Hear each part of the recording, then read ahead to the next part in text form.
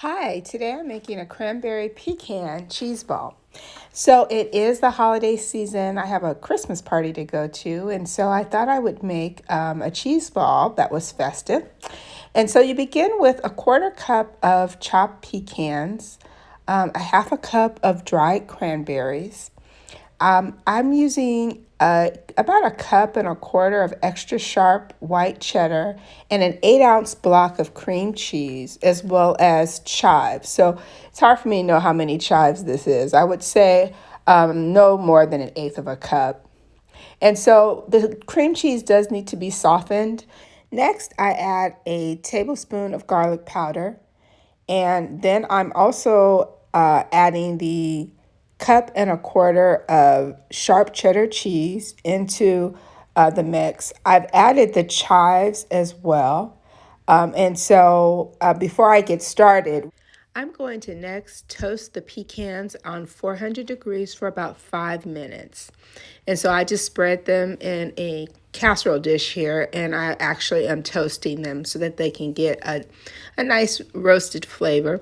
I'm going to transfer my cranberry and my pecans to my little blender because I can pulse those to be just a little bit smaller. And then I'm going to add all of those ingredients to the bowl, and I'm going to mix all the ingredients well. So I've only used about a quarter cup of cranberries inside of the cheese ball mixture, and I've taken about an eighth of a cup of the pecans.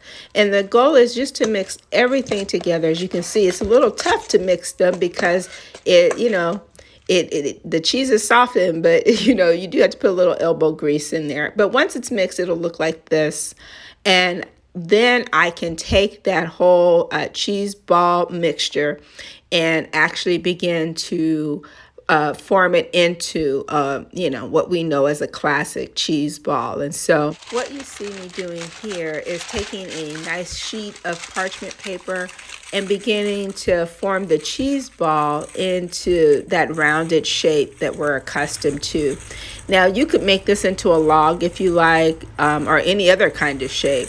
I'm using the parchment paper because I don't want to touch the cheese. I'm going to be serving it to other people. So I'm just kind of using the parchment to sort of get it into the round circle that we, like I said, know and love. And then once I have done that and, I've gotten it to where I feel pretty good about it, I then am going to put it in the refrigerator. So I've actually taken this parchment paper and wrapped up the cheese ball just for about an hour or so that it can kind of cool and has a chance for all of the ingredients to come together.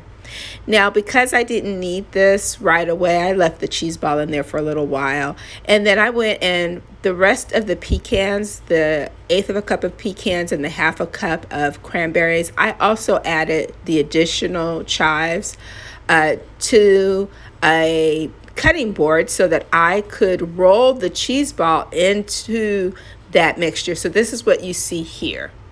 Next, I'm just going to roll it. Okay, so I just cover it with the nuts and cranberries. I just use my hand to roll the cheese ball, and then once it's completely covered, I'm going to then take saran wrap and wrap the cheese ball so that I can serve it for later. I left this in there until it was time for my party. It was a huge hit, and that it's a cranberry pecan cheese ball.